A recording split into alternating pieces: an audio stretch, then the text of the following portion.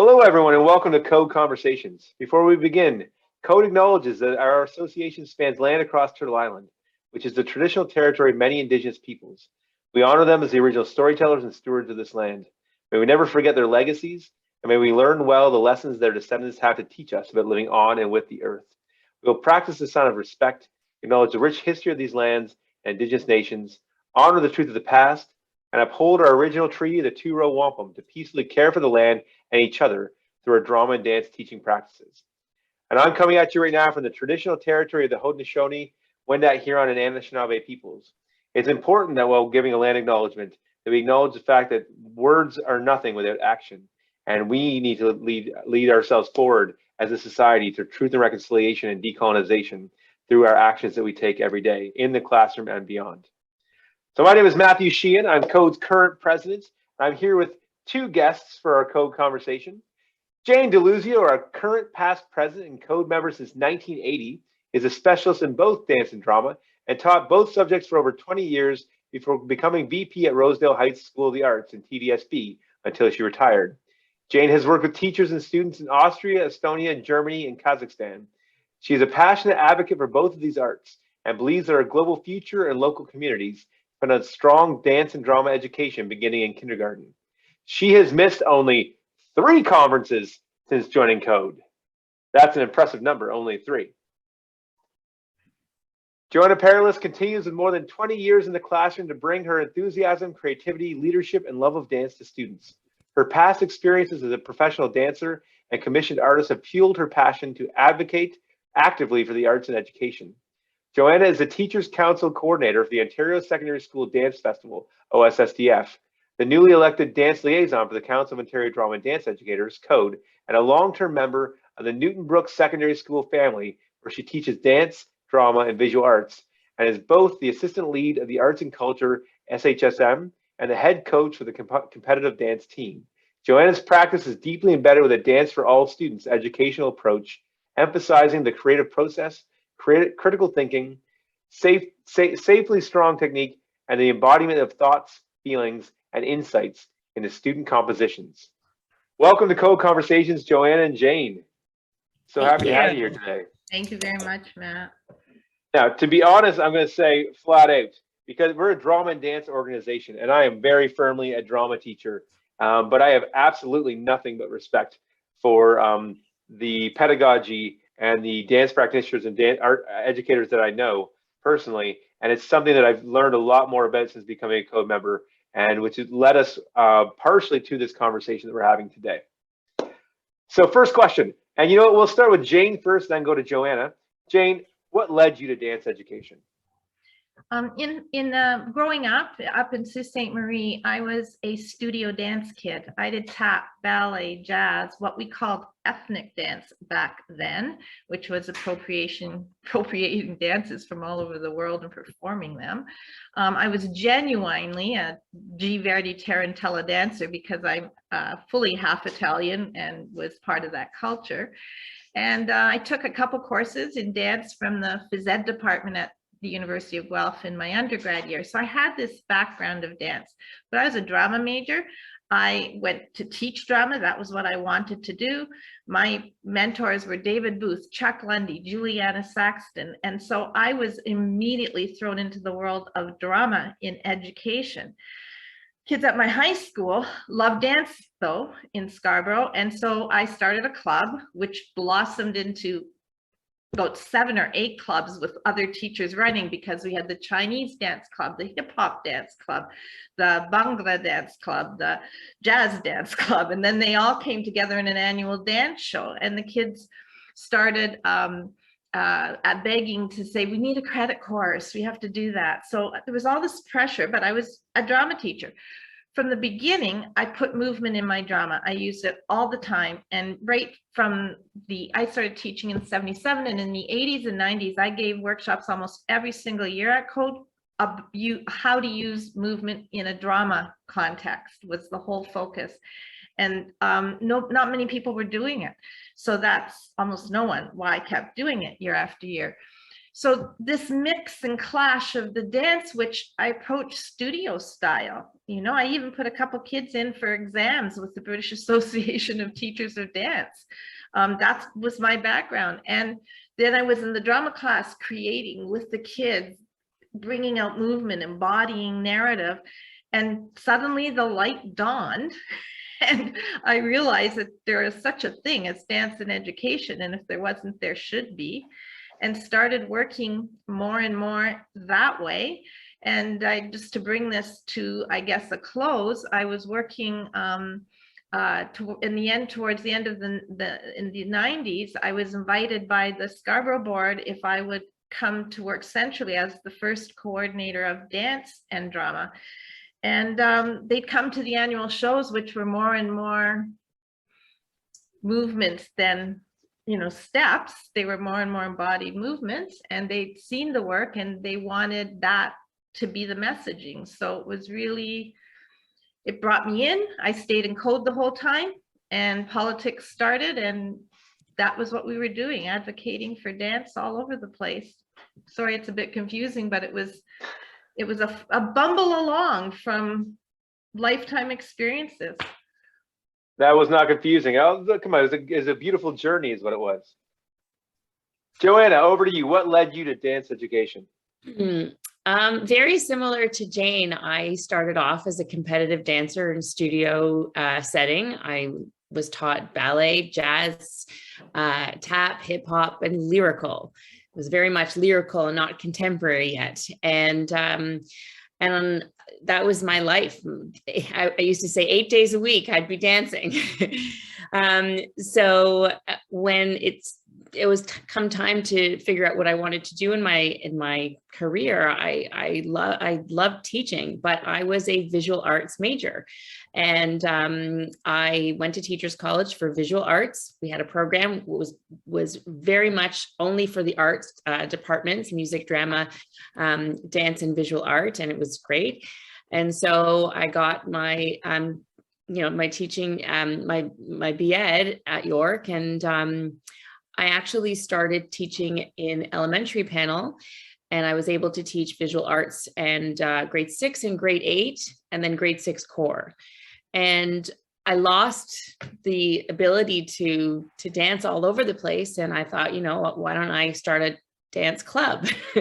So we started the dance club, and we were able to use some sort of festivals, like there was once the Anyone Arts Festivals, the Northeast One Arts Festival, and I was able to have my students experience that, and watching them perform was just so uplifting for me, and watching the relationships that they made and the experience that they were able to have because I was able to give that to them was just amazing. But it wasn't enough for me. The level of dance, I wanted to really, really teach, more technique, because that's what I thought, dance education was. You got to learn ballet, you got to learn all of it. And the dance club was just kind of for fun. So I switched panels because I had to, because there was no, set dance course in the elementary panel. So I switched panels to the senior division, and I've been at Newton Brook since, I switched panels for, maybe 18 years ago. And I was very lucky to work with some wonderful dance teachers who kind of passed on the whole department to me. And now I get to teach dance, and I also have a competitive dance team. But learning all about actual dance education that is so different from the studio dance that I had it's so much more. I thought I knew everything about dance and what there was to know, and how it can make me happy. And now there's so much more to it than that. So seeing my students on stage, seeing them grow and as artists, as dancers, as technicians, as choreographers is just, it's awesome. That's awesome. All right, so this question is just for Jane. As someone integral to having dance recognized as an arts credit, why was this distinction from dance under physical education important?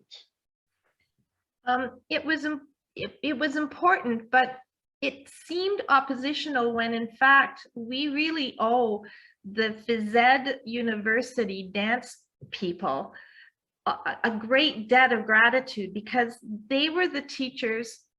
They were connected to artists. The artists took dance degrees.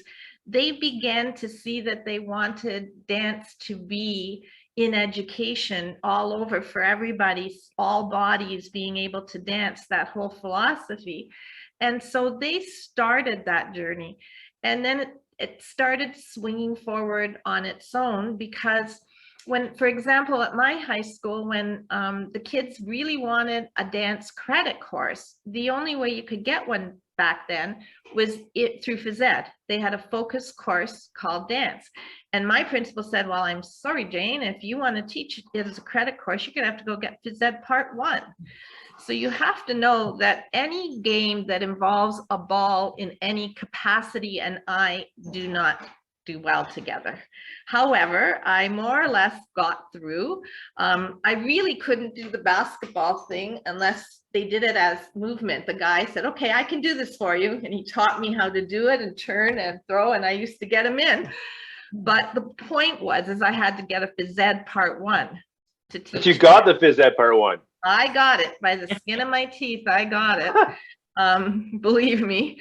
And if I ever had to teach it, it'd be a disaster. At any rate, I got to teach the dance credit course. And that's where I really learned, because I started out thinking, oh, you have to have a ballet unit and you have to, and I learned that it was so much more. So I'm committed to it. I'm teaching it through phys ed. It's a phys ed department course. I'm head of drama, and I still have to run all that and do all that. And the movement was the discussion, even with the phys ed folks that I worked with, because they were the dancer phys ed folks, we all felt like it is an art. It should be in the arts. But there was only 2 arts in the curriculum. There was only music and visual arts. Drama was there, coming and going here and there, shadowing and lurking in shadows, but it wasn't formally, because we didn't even have a formal arts curriculum as the arts. And ironically, I don't know if, I guess that's the right word, Mike Harris comes into power, and he decided he's going to redo all the curriculum all at once and make it similar so that it's all got the same structure. And so he created the arts curriculum as a curriculum. And it was only going to be drama and music and visual arts. And that was it. So I was in code. I was vice president at that time. I was advocating for dance, got involved in that curriculum, and said we have to have dance. It can't just be part of phys ed, because in phys ed, the emphasis was phys ed curriculum, and it was for physical fitness. It was for, great strength, great flexibility. And while those are needed by dancers, and it was also about choreography and doing it dramatically with, higher jumps, higher leaps, deeper splits.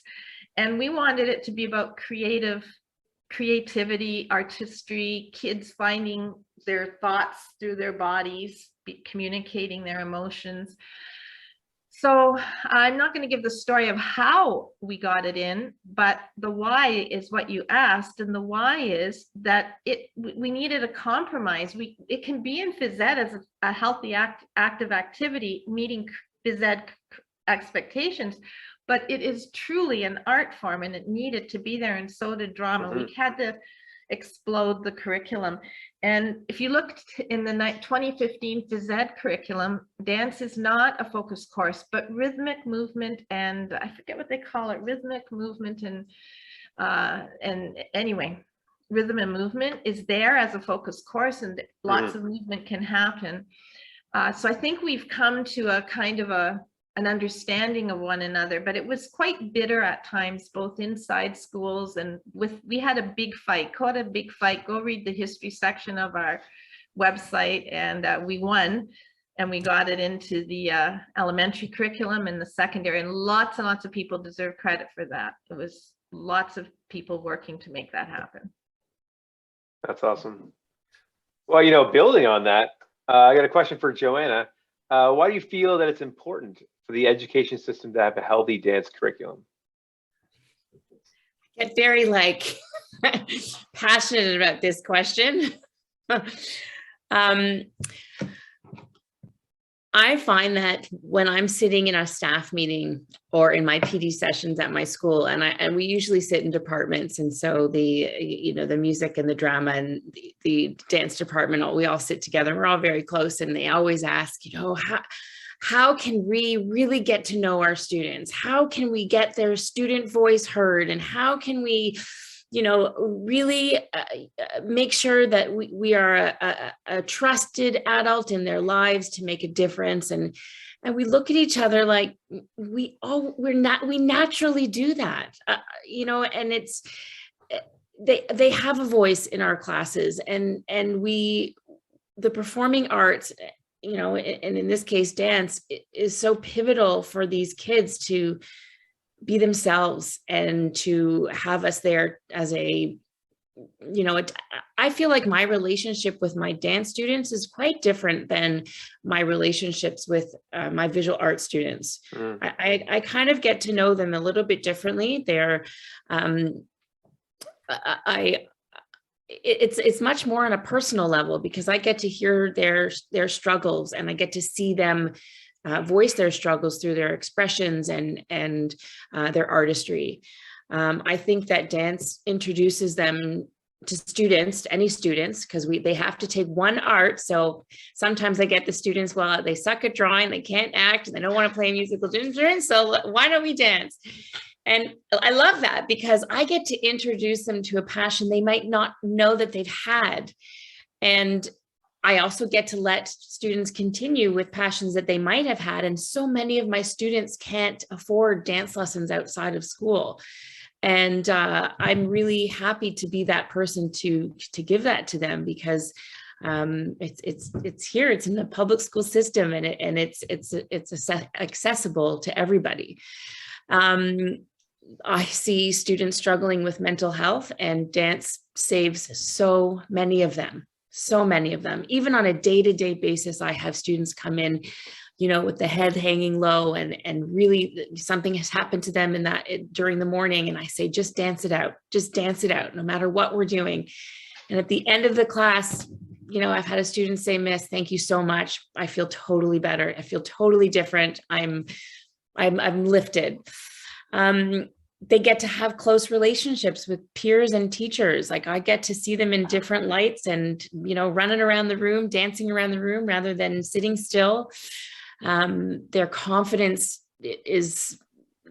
builds throughout the whole semester. I love seeing the kids in the back end up coming to the front. I love seeing that journey. I think that dance teaches so many life skills, like needing to be driven, that responsibility of showing up on time and making sure that you're warmed up properly so that there's no injuries, and the act of collaborating. That's our world, right? We've got to collaborate. We've got to have specific roles in our groups, whether you're observer or a leader. Teaches leadership skills, definitely teaches them to take risks. It gives them a great a positive body image. It's just I think it's just a welcoming environment for all sorts of groups of students. Obviously, as Jane said, it's an increase in physical health, strength and muscular strength and endurance and flexibility, but we get to have that other side, that artistic side, creative thinking, creative problem solving. And we do career studies. If you want to be in this industry, you don't have to just be a dancer. You can go into music making, you can go into costuming and stage direction and stage managing and cosmetics. And I mean, the list goes on and on, how many careers relate to something like this, where you start that you would be way better at this career than if you weren't a dancer. It's the universal language of art. I mean, I'm sorry, I could keep going on and on and on about how expressive you can be. So, I mean, to have this as a curriculum is, I think, vital in a student who's perhaps interested in the arts to take. Awesome. I could go on and on, but Yeah, I was going to give the next question right over to you, but I thought, you know what, we need to give you a break now. So we're going to go, well, okay, we'll give you, catch your breath there. All right, so as we move down the path of truth and reconciliation and addressing anti-Black racism and other forms of marginalization in curriculum and pedagogy, what do you see as the greatest barrier to decolonizing dance practice? And why is this the greatest barrier? So Jane, we're going to start with you. I might look sideways from time to time to look at my words to remind me of the points this is such a complex topic, and all I have is beginning thinking in this area because it's so complicated. The core of it all is going to be what we already know, appropriation versus appreciation. That's got to be the core of it. It's complicated in dance because two human beings can get together and one has a dance and shares it with the other dancer, and they can be might not even have any other language in common. They may only have their bodies in common that they can imitate, share, learn, bounce off each other. So that's okay because they did that.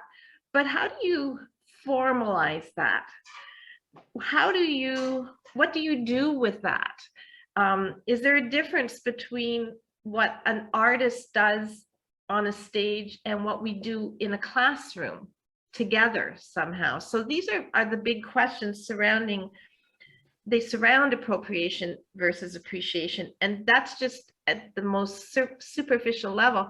I was really quickly talking about this issue with one of the two women who runs, and I'm getting old, pardon me, I forget the name of the company, but they are an Asian dance company working in the North area. And when we were talking about this, they said to me, you know, we suddenly realized we have to think differently because we're from one particular region in China, just one. And there are dances from every region, and we've been doing all of them because if you're here, China's China. But if you're in China, China is multiple regions and rich cultures with different dances and nuances. And they said they were called on it by somebody saying, you shouldn't be sharing this. You don't even know every nuance. So you can see it sort of starts as a giant picture and it gets pushed, you know, down. There are still people who talk about African dance, and it's a continent, and there are similarities certainly in regions as in and countries and continents, but we don't just say North American dance or South American dance or European dance. So it's embedded in bias, colonization, and all of the things that we're trying to explode open and change. So we have to look at our history. We have to look at we have to redo it. Even when we've been teaching history of jazz, it was history of jazz from white people's eyes. And that's just not good enough. And it has to be, these are the things we're trying to I don't know that we can fix, but we're trying to make a more open, more understanding, more inclusive of world. I mean, we Canadians made it illegal for our Indigenous people to dance publicly because it was, I don't want to go into possible reasons, but that is how that was appropriation. It was also repression. It was also horrific. So we have to come to terms with the terms. If you look at the focus courses that have been listed in dance for secondary teachers as options since the 2010 curriculum, because we're very much in need of a revision, there was an attempt by the people at the ministry to not restrict dance to Western dance forms, but then they tried to get geopolitical, and it's pretty offensive to just read down the course codes. Nobody offers most of those, but at least if you have a teacher who wants, with students in a school who want to to explore something deeply, the options there. So it's a big problem. And one I've been fretting about for some time now.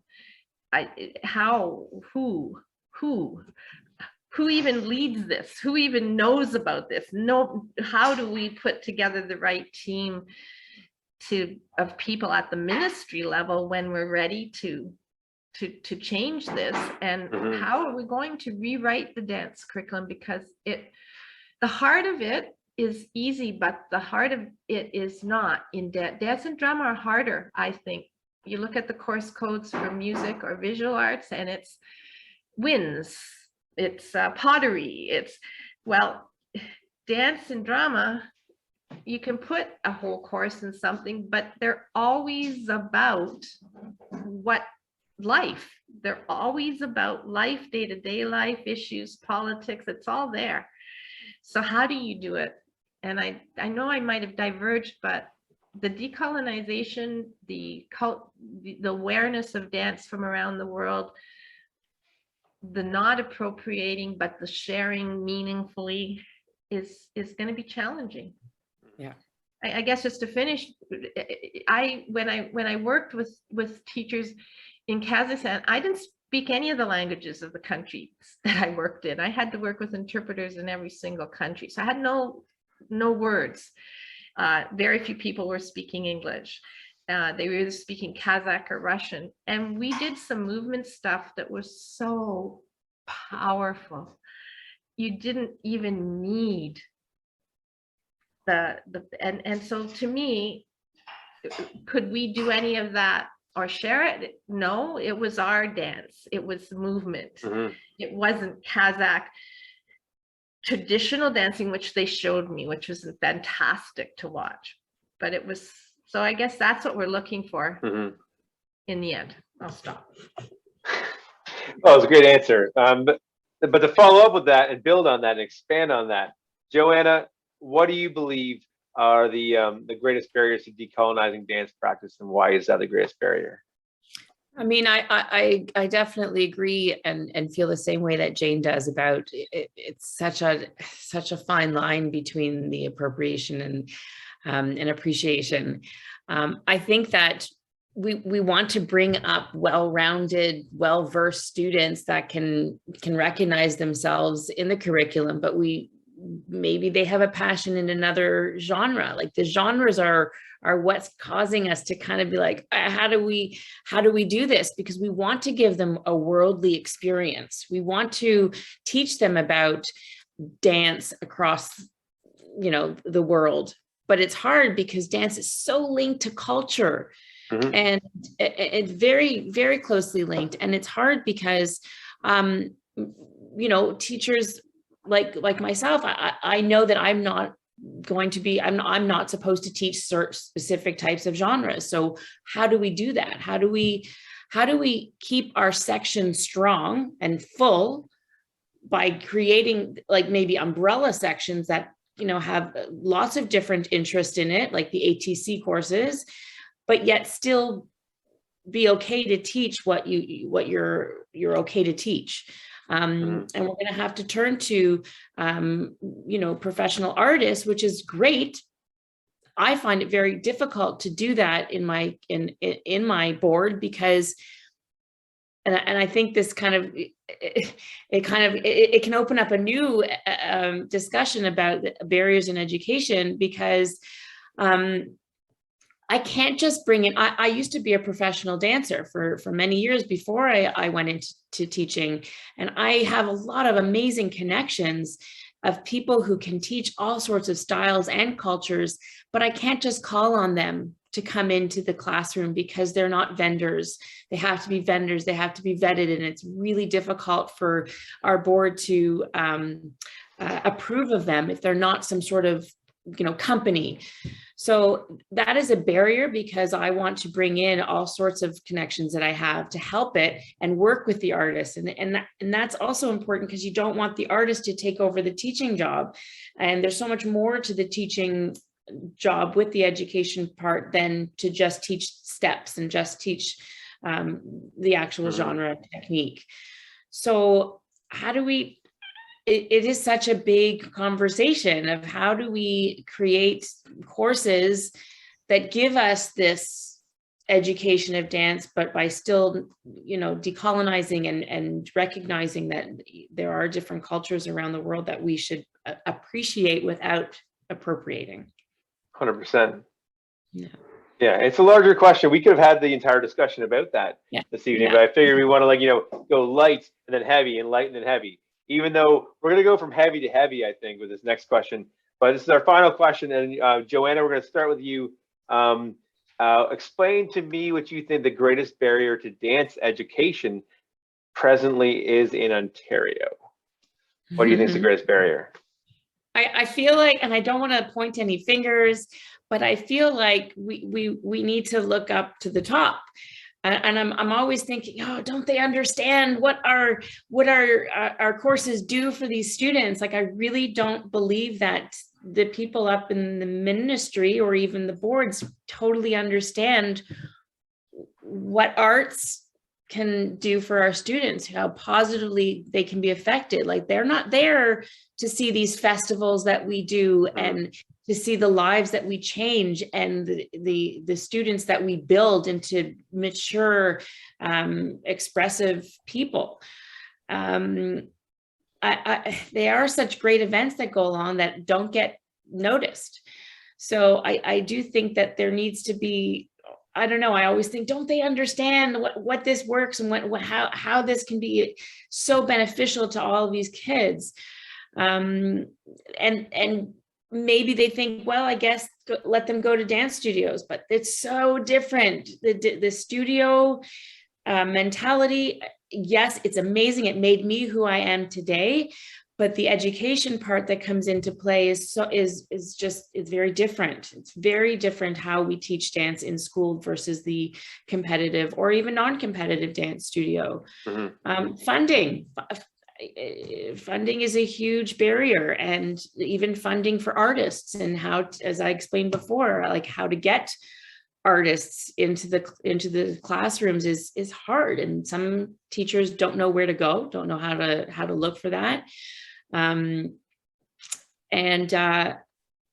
don't know. I just think there is, why aren't we understood more? And I often ask some of my students on an exam, this is a really good exam question. I say, often many people outside of the dance community don't appreciate it and don't understand it.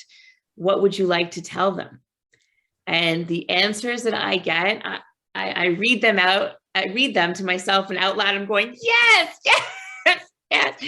We've got like the brain, like like they bring in math, they bring in science, they bring in art, they bring in all sorts of other different courses that they get to use by creating. So I just think that there's so much more to show off, and that we don't get recognized enough for it. And that's perhaps maybe why there's such a barrier.